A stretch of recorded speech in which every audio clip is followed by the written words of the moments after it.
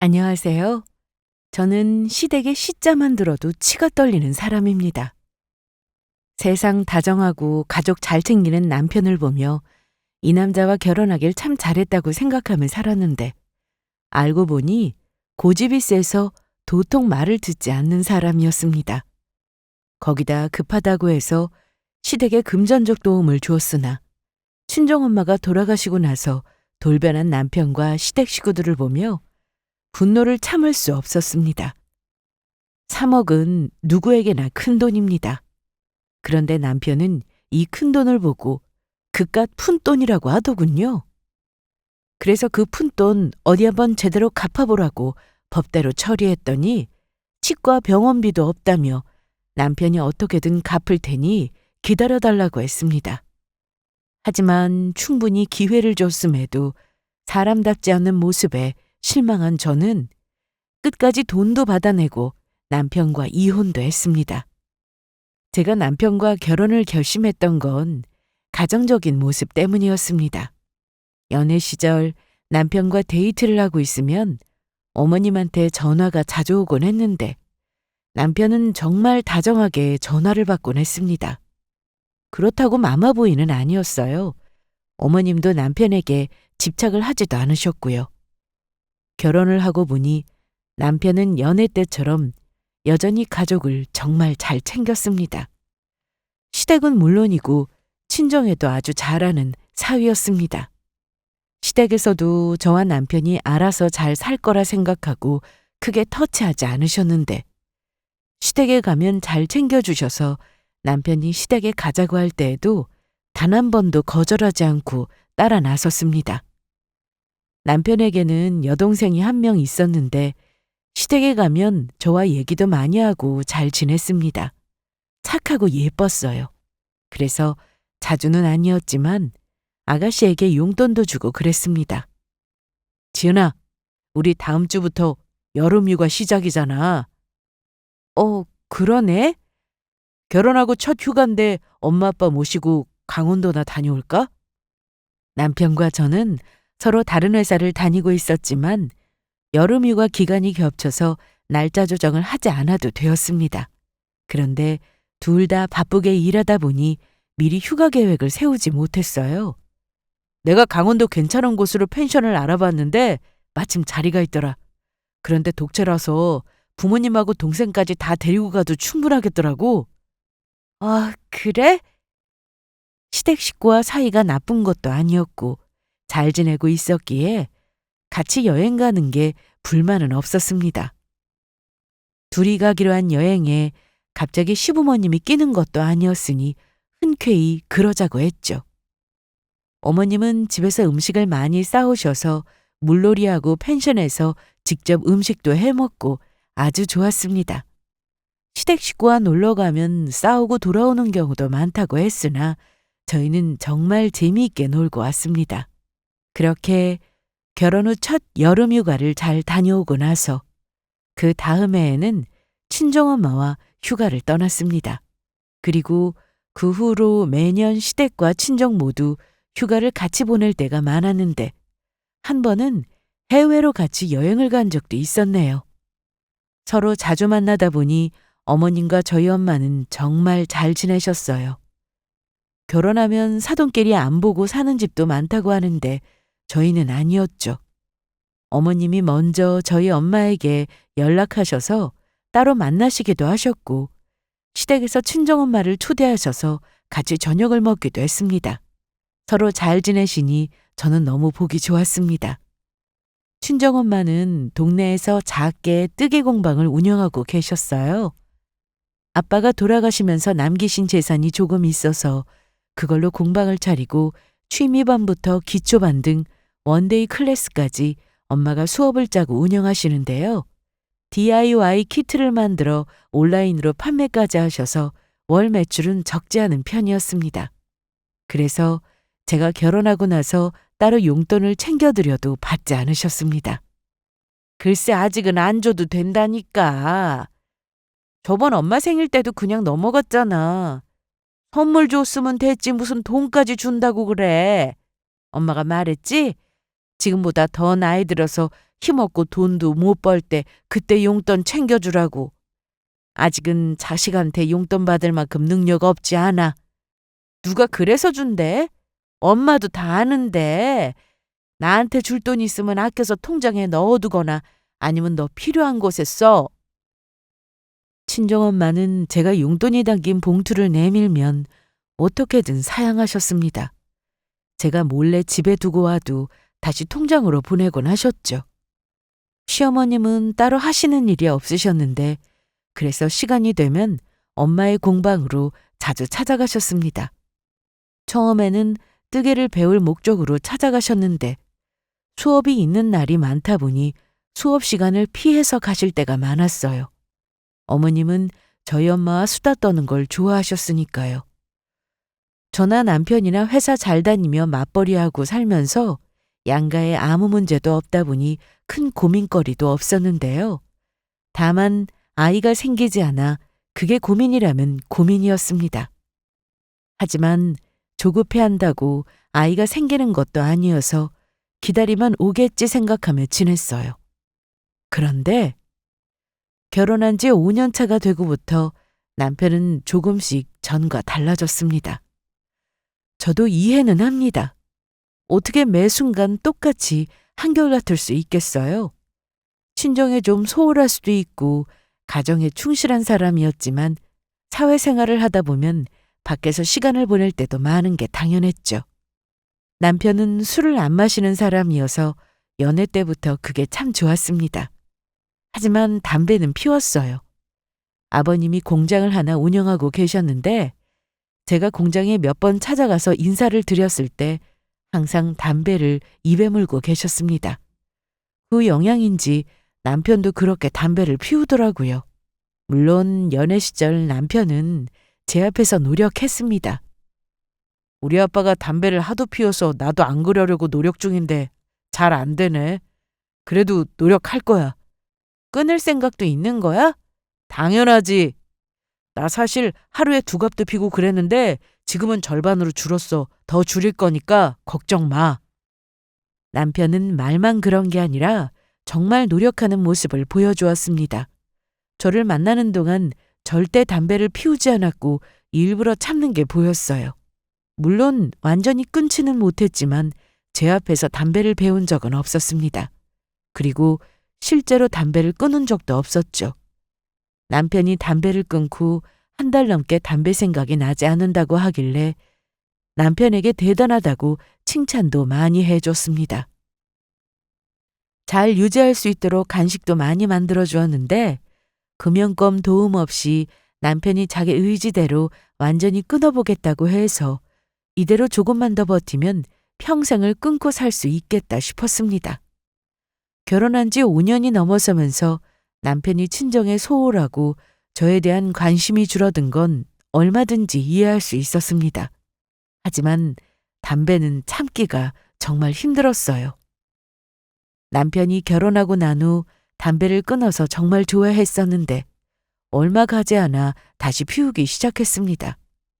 금연하는 게 정말 힘든 일이라고 들어서 남편도 단번에 끊는 건 쉽지 않을 거라 생각했어요.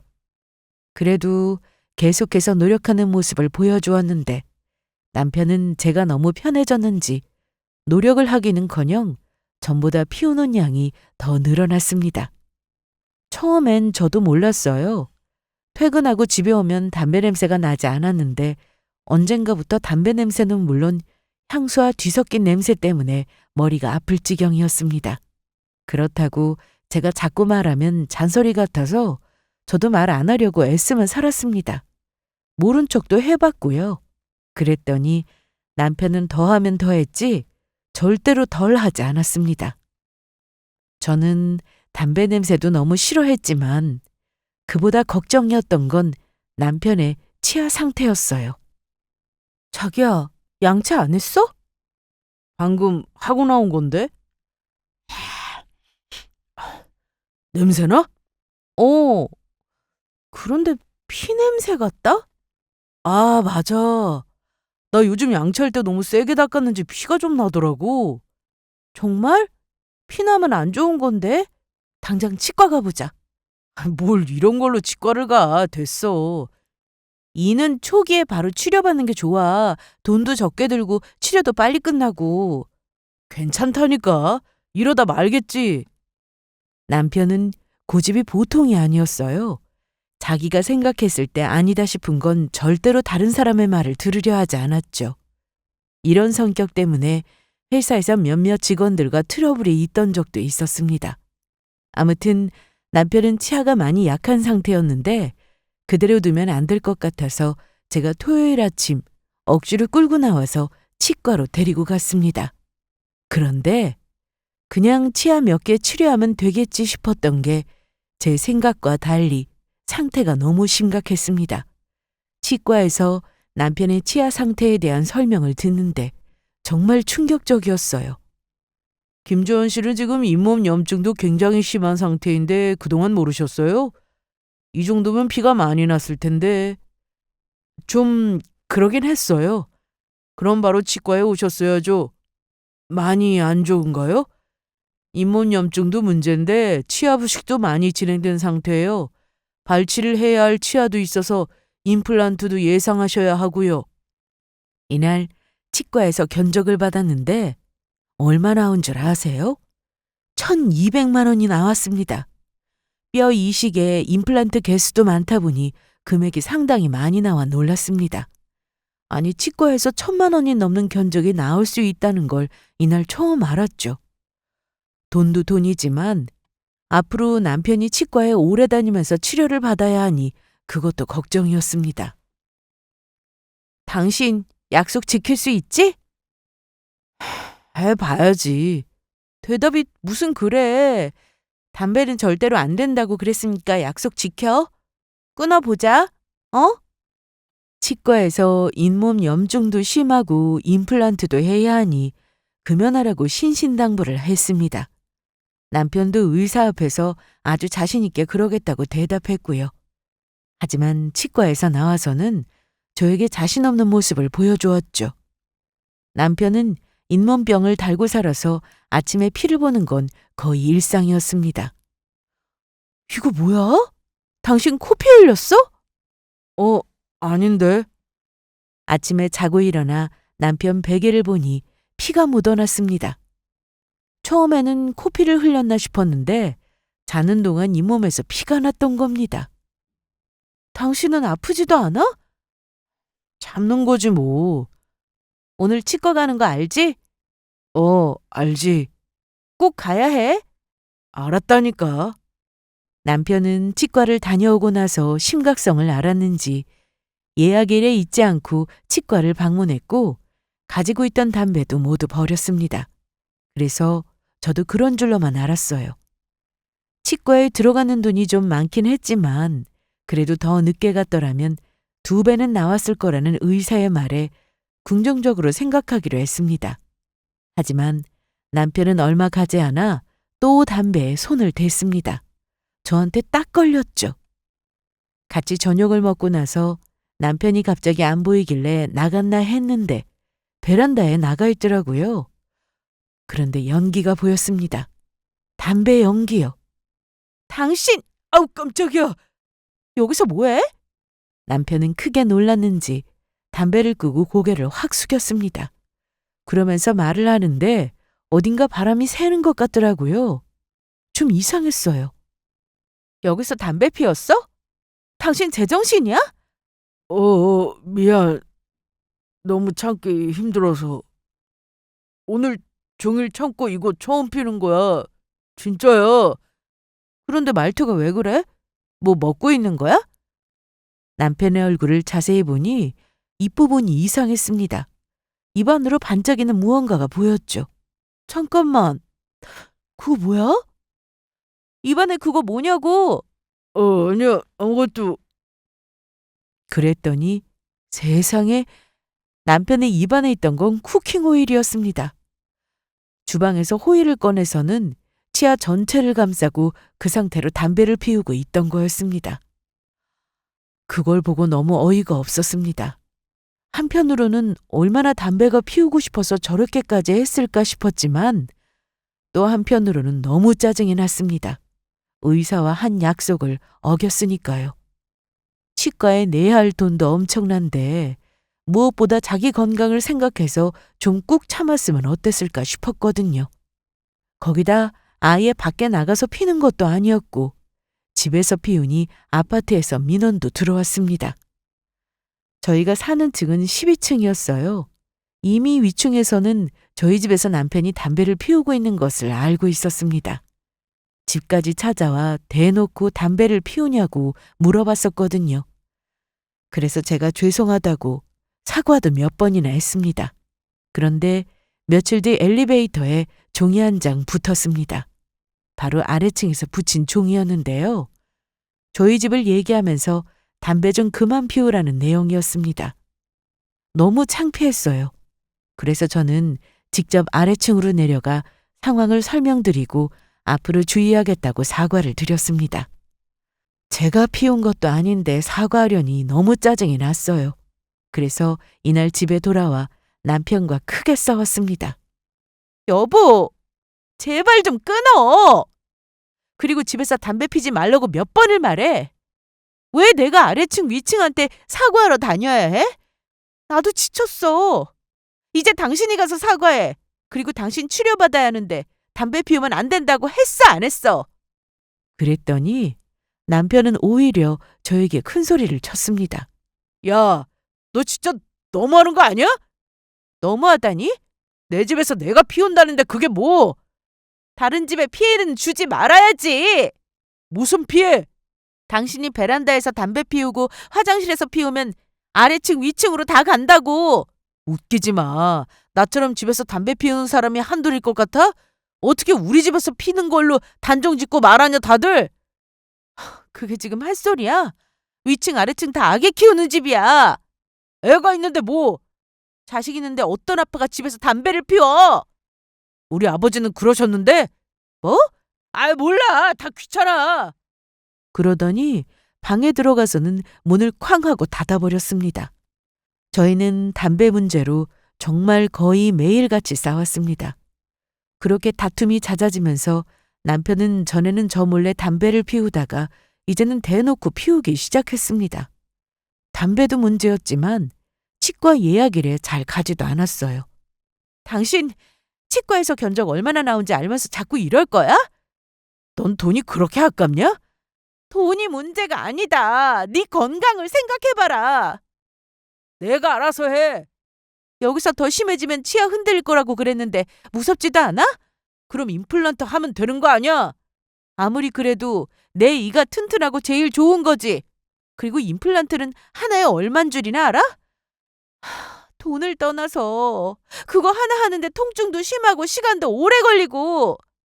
당신은 임플란트 할 치아가 한두 개가 아닌데 정말 이럴 거야? 돈 얘기는 안 하려고 했는데 남편이 하는 말을 듣고 있으니 하게 되더라고요. 내일부터 다시 치과 잘 나가. 담배도 끊고. 네가 한번 해봐라. 이게 쉬운가? 나도 고통스러워. 네가 왜? 간접 흡연. 당신 때문에 나도 담배 냄새 맡고 살고 있는데 내 생각은 안 해? 그거 다 그냥 하는 말이야. 직접 피워야 해롭지 간접은 무슨. 당신도 알고 있네. 담배 피우면 몸에 해로운 거. 간접 흡연도 위험하다고 의사가 방송에 나와서 하는 말 못 들었어? 아, 몰라.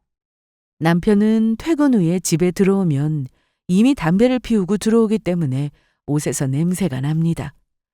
그런데 그냥 담배 냄새만 나는 게 아니라 남편이 뿌린 향수에 땀 냄새에 다 섞여서 머리가 아플 지경이었어요. 저는 이때 친정엄마를 신경 쓰느라 더 정신이 없었는데 남편까지 도와주질 않으니 힘들었습니다.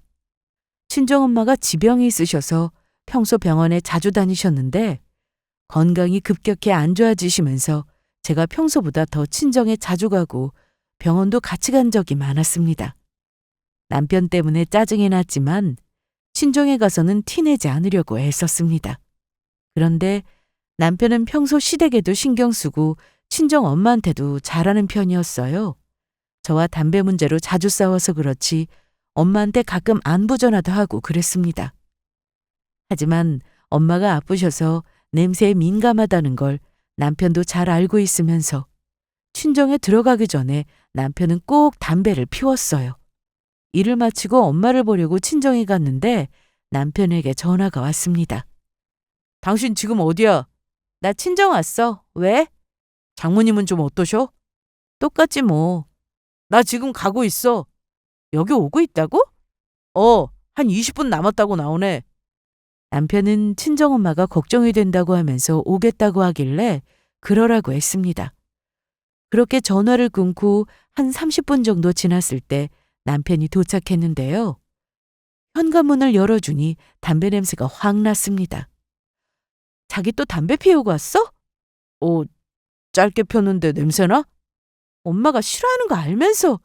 괜찮아. 장모님, 저 왔어요. 김서방 왔어요. 어, 우리 김서방 왔어?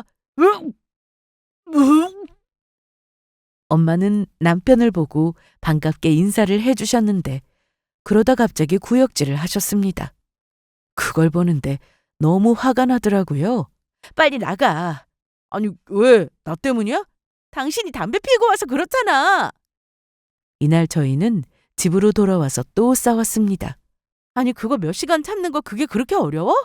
어려운 일이냐고. 아니, 안 되는 걸 나더러 어쩌라는 거야. 그래도 사위가 장모님 생각해서 일부러 찾아갔는데 내 앞에서 구역질은 너무하신 거 아니냐? 혹시 네가 그렇게 하라고 시킨 거야? 뭐라고? 야! 그때는 정말 이혼 생각이 간절했습니다.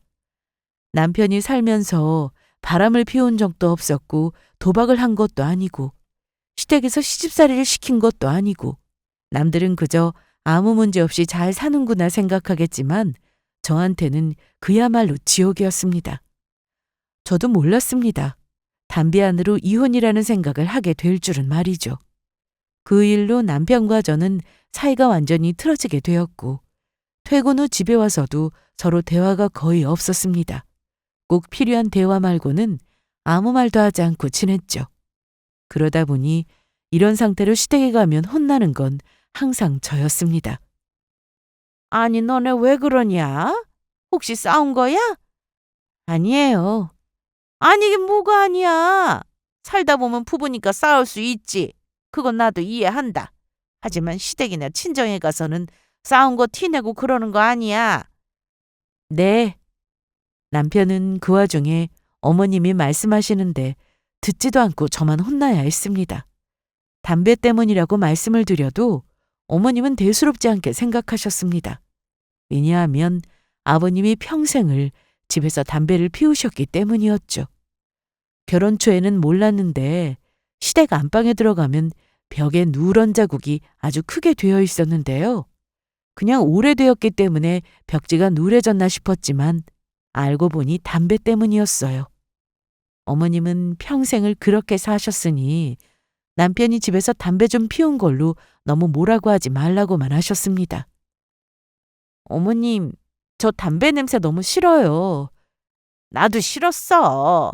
네 아버지가 툭하면 담배를 피우는데 담배만 봐도 헛구역질이 나올 정도였다고. 그런데 지금까지 그렇게 살다 보니 냄새가 익숙해져서 그런가 아무렇지도 않다. 너도 곧 그렇게 될 거야. 네?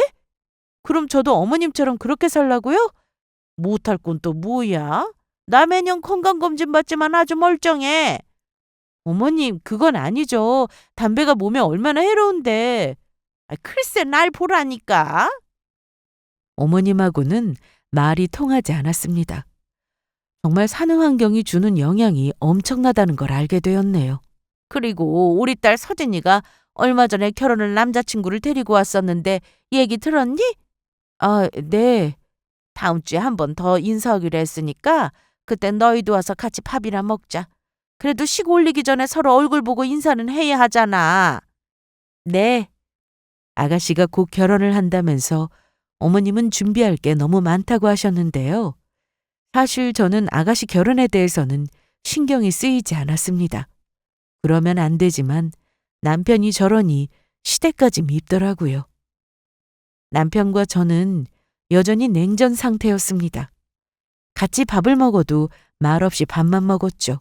그리고 그동안 남편을 쫓아다니며 치과 예약일과 예약 시간을 챙기고 살았는데 제가 아무리 챙겨줘도 남편은 말을 듣지 않았습니다. 그래서 저도 포기했고 나중에 이로 고생을 하든 말든 신경 쓰지 않기로 했습니다. 사실 남편만 신경을 쓰기엔 제가 너무 바빴거든요. 엄마, 사과 달고 맛있더라. 드셔봐요. 음, 향 좋다. 공방은 어떻게 했어? 어, 그거 내 수업 들으러 매일 오던 앞동 아줌마한테 넘겼어. 앞으로 못하게 될 것 같다고 하니까 자기가 해보겠다고 하더라고. 그럼 권리금 이런 것도 받았고? 그 작은 가게에 무슨 권리금이야. 누구라도 이어서 하면 좋은 거지. 엄마는 조금씩 주변 정리를 하기 시작했습니다. 운영하던 작은 공방도 다른 사람에게 완전히 넘기고 조금이라도 몸이 괜찮고 기운이 있을 때 저를 데리고 가까운 곳으로 바람 쐬러 가기도 했습니다. 엄마가 아프신데 제가 이혼 생각하고 있다는 건 말씀드릴 수 없었습니다. 좋은 모습만 보여드리는 게 맞다 생각해서 남편과 자주 싸우고 말도 안 하고 지낸다는 건 말씀드리지 않았습니다.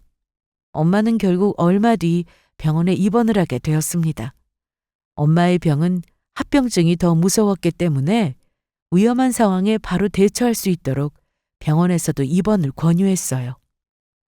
시어머님은 엄마의 입원 소식에 병문안도 오셨는데 남편은 여전히 엄마한테 삐져 있어서인지 병원에 오지도 않았습니다.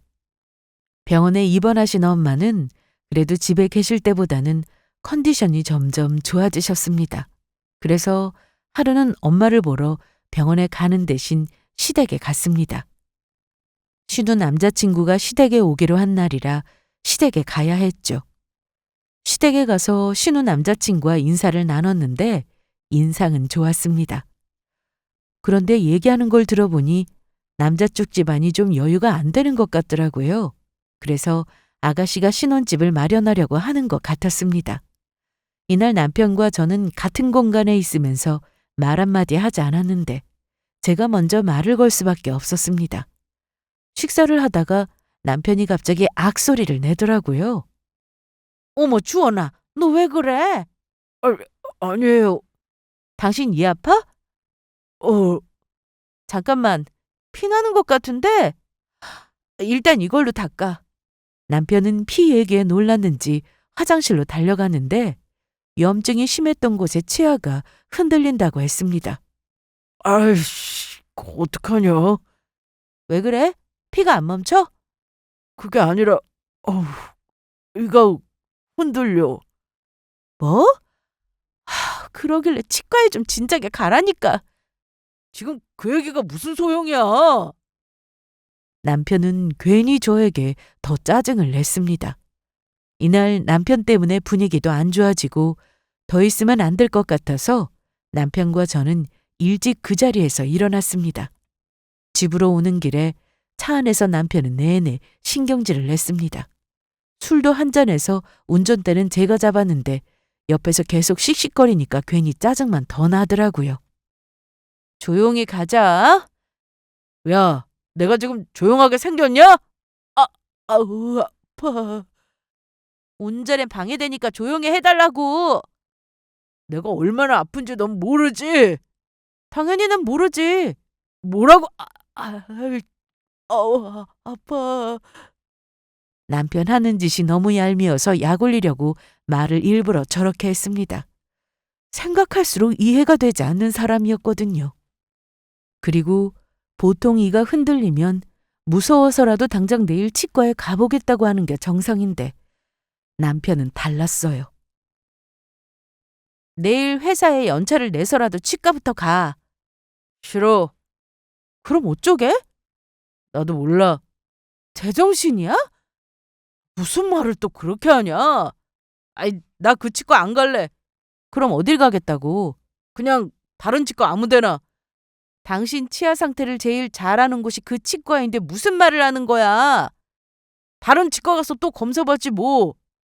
남편은 저런 황당한 말만 늘어놓았는데요. 그동안 예약을 해놓고도 안 가고 담배도 안 피운다고 해놓고 계속 피웠으니 의사 보기가 쪽팔려서 못 가겠다고 했습니다. 이제는 저도 너무 지치고 말하기도 입 아파서 마음대로 하라고 했습니다.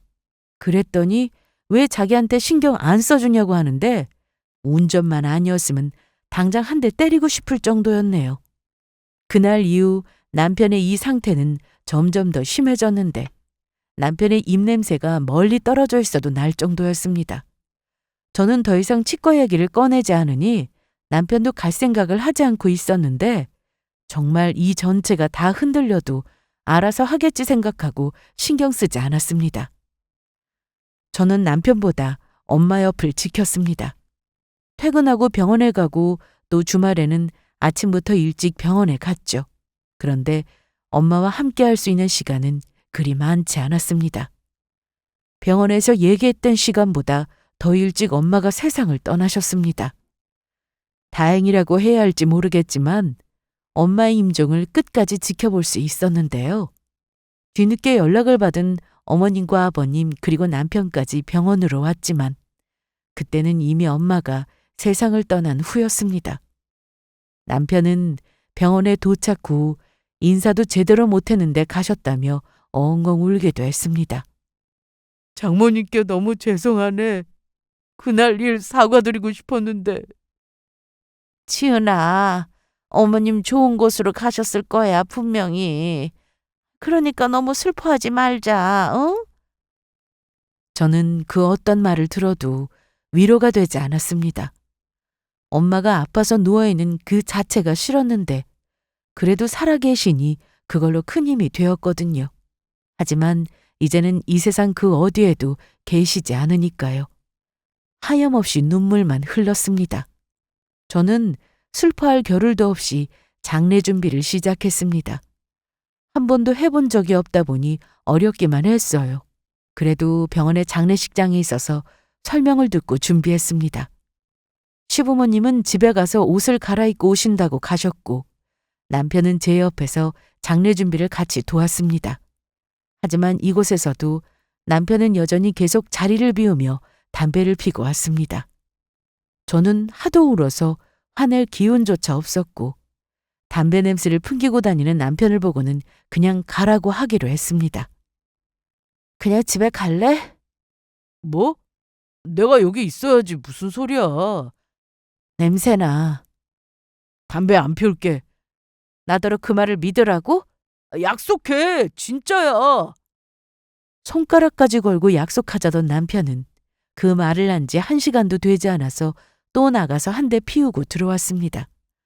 저는 일부러 남편과 거리를 두고 앉았었는데 눈치도 없는지 제가 거리를 두면 쫓아와서 옆에 딱 붙어 있었네요. 장례 준비가 다 끝나고 잠시 쉬고 있던 중 어머님이 오셨습니다. 그래도 준비 잘했네. 네. 아버님은 같이 안 오셨어요? 네 아버지는 내일 오시겠다고 그러네. 내일 아침 일찍 오실 거니까 걱정 말고. 그런데 우리 아들은 어디 있어? 또 담배 피우고 있나 봐요. 여기서는 좀 자제하지. 그러게나 말이에요. 내가 할 말이 있는데 말이야. 뭔데요? 이따가 우리 아들 오면 그때 얘기하마. 어머님이 대체 무슨 말씀을 하시려고 저러시나 했는데 돈 얘기였습니다. 제 머리로는 도저히 이해가 되지 않는 얘기였죠. 엄마! 아들! 어딜 갔다 와? 잠깐 밖에 좀요. 그런데 무슨 하실 말씀이 있다고 하셨다면서요? 그 얘기 있잖아. 아, 그거요?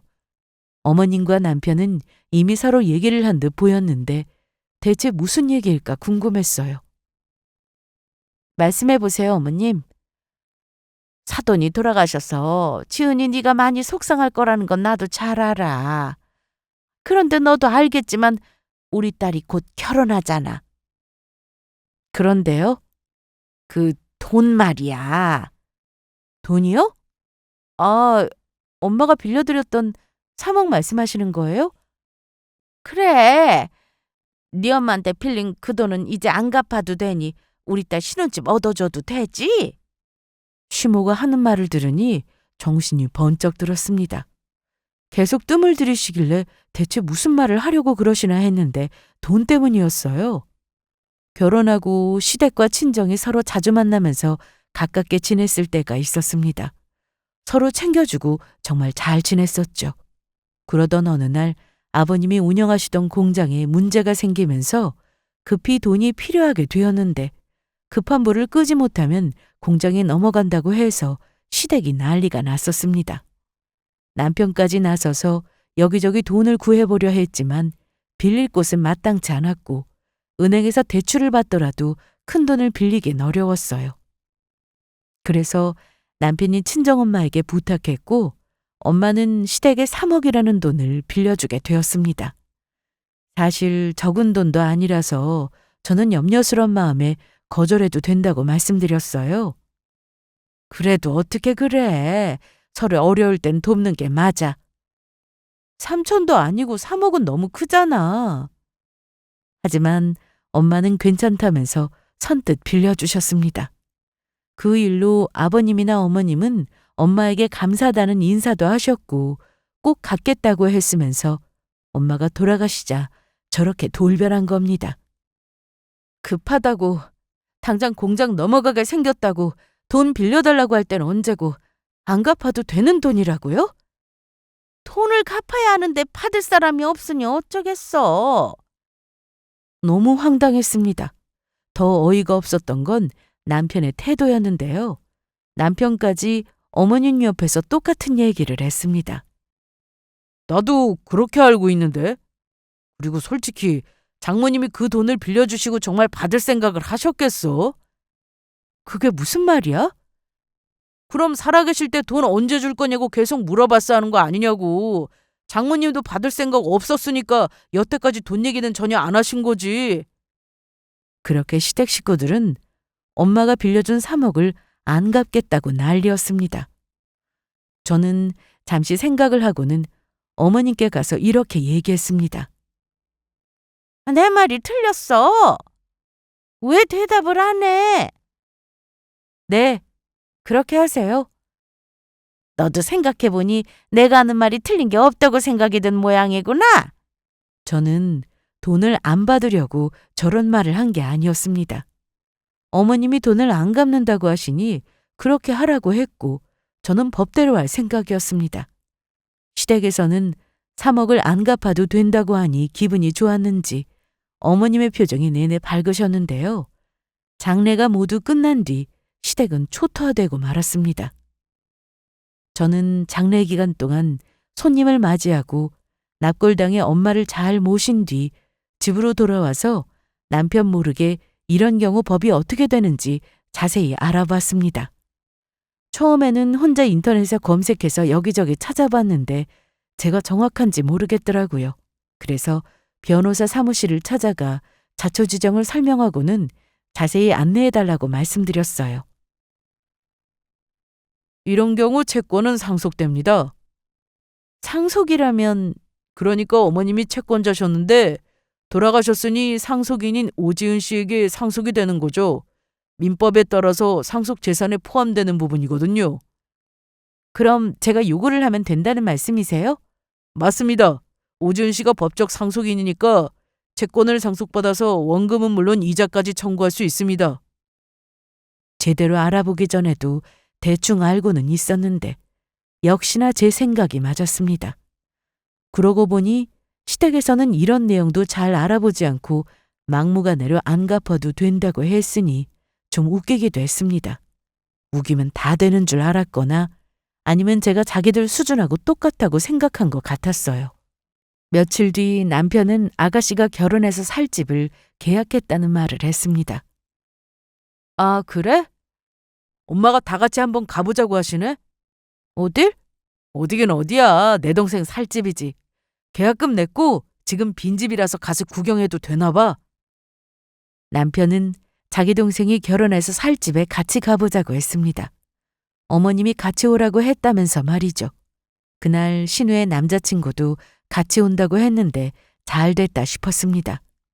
며칠 뒤 주말이 되었고 저는 남편과 함께 신우가 계약했다는 그 신혼집으로 갔습니다. 차 안에서 남편은 자기 동생이 좋은 집에서 살게 됐다며 본인이 더 좋아했는데요.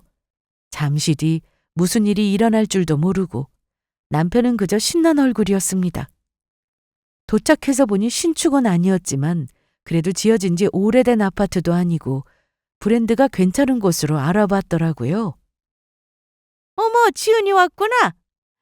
어떠니? 여기 너무 좋지? 그러네요. 뷰 좀 봐라. 뻥 뚫려 있고 여기 탄자 안에 뷰도 좋고 충수도 좋고 정말 운이 좋았어. 이제 여기서 우리 딸하고 사이가 알콩달콩 살 거 생각하니까 벌써부터 설렌다. 엄마가 왜 설레? 그러게나 말이야. 주책이지. 그런데 어쩌죠? 아가씨는 이 집에서 못 살 것 같은데. 뭐? 너 지금 그게 무슨 소리야? 지훈아, 너 왜 그래? 저는 시댁 식구가 있는 자리에서 종이 한 장을 내밀었습니다. 이게 뭐냐? 차용증? 아니 이거 안 버렸니? 그래. 이거 우린 진작에 찢어버렸어. 이걸 왜 버려? 중요한 서류인데. 지훈아, 이미 얘기 다 끝났는데 왜 이래? 어?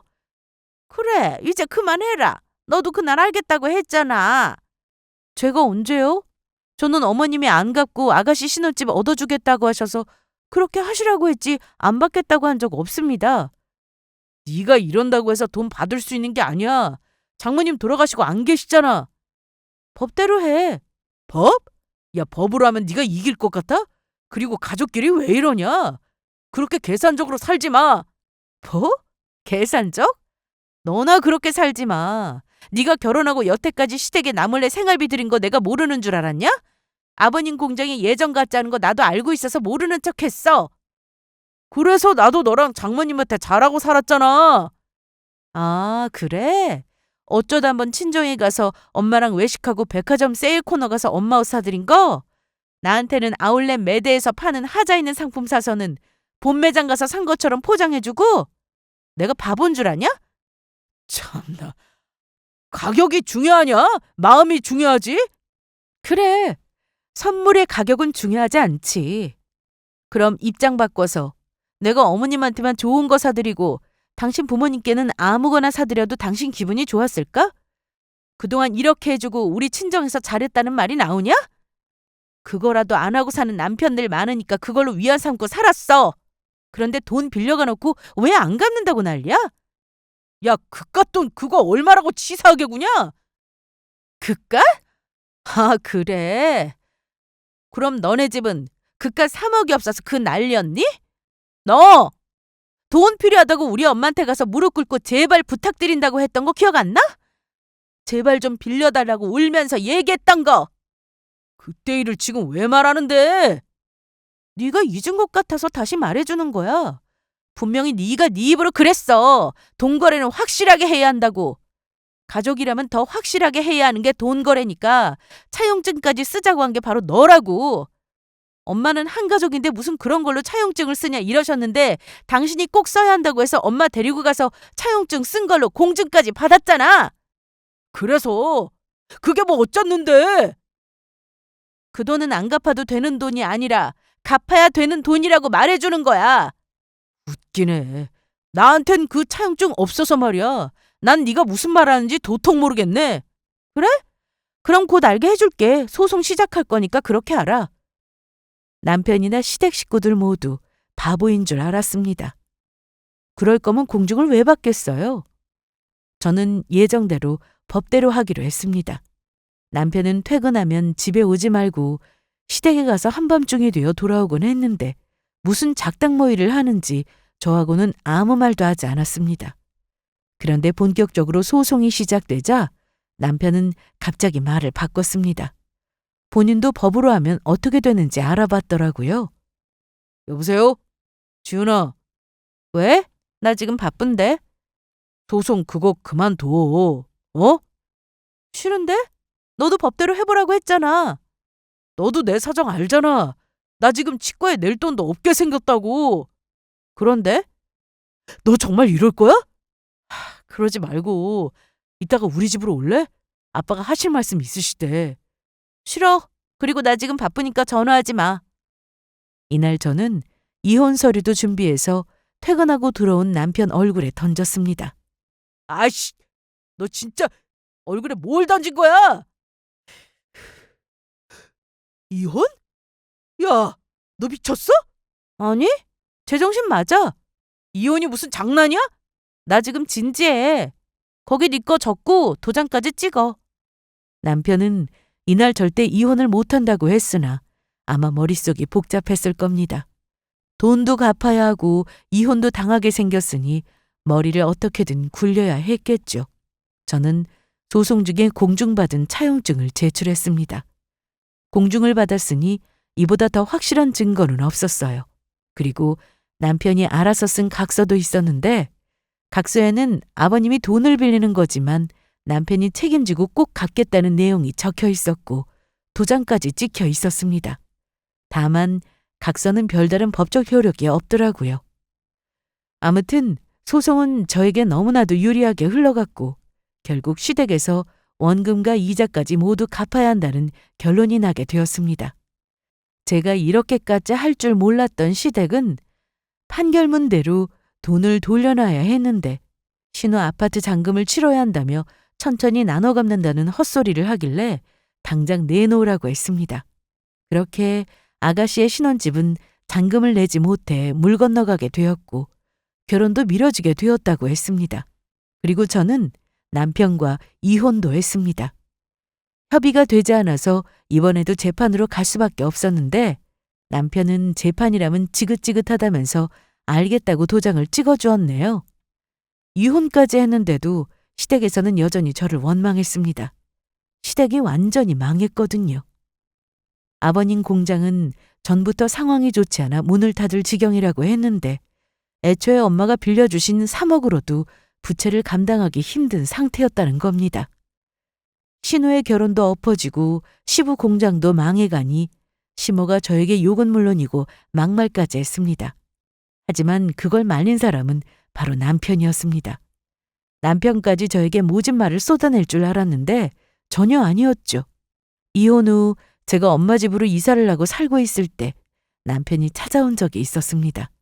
남편은 못 본 사이 살도 빠지고 불쌍해 보였어요. 여긴 왜 왔어?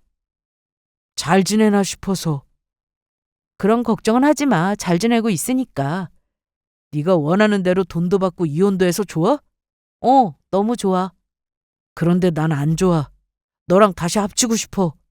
꿈깨. 그럴 일은 절대 없으니까. 그래. 그럴 줄 알았어. 그런데 우리 엄마가 많이 힘들게 하니? 번호들 차단해서 연락 안 받은 지 오래야. 그런데 남편의 입냄새가 더 심해졌습니다. 치과에 아예 안 갔다고 하더라고요.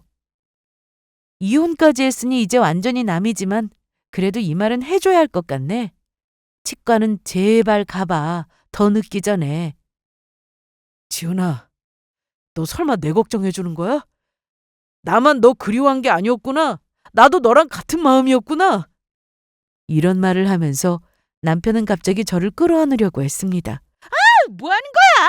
아우, 입냄새. 당신 입냄새 정말 심하니까 치과 좀 가보라고. 회사에서 사람들이 뭐라고 안 해? 야, 오랜만에 만났는데 냄새 난다고 하냐? 상처받게? 난 너네 가족한테 더 큰 상처받았어. 헛소리 말고 그만 가봐. 지훈아, 그럼 나 돈 좀 빌려줄래? 뭐? 치과에 낼 돈이 좀 부족해서. 너한테 줄 돈이 어딨니? 그러길래 진작에 말 좀 듣지. 투잡을 하더라도 네 힘으로 벌어서 병원 가. 남편은 마지막까지 찌질한 모습이었습니다. 마음 같아서는 뺨이라도 때려주고 싶었지만 이 상태가 안 좋아 보였고 얼굴도 불쌍해 보여서 조용히 보내줬네요. 전보다 치과 견적이 더 늘어났다고 하면서 왜 저러고 사나 싶었습니다. 저는 전 남편과 완전히 연락 끊고 나서 후련한 마음으로 새롭게 인생을 살고 있습니다. 회사에서 좋은 성과도 내고 그 덕에 성과급도 받았고요.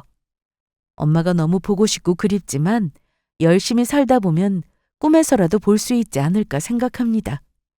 힘든 결혼 생활이었지만 그래도 이렇게 잘 살게 되었으니 앞으로도 제 인생을 소중하게 생각하며 잘 살아보도록 하겠습니다. 사연을 끝까지 들어주셔서 감사드리고 이만 이야기를 마칠게요.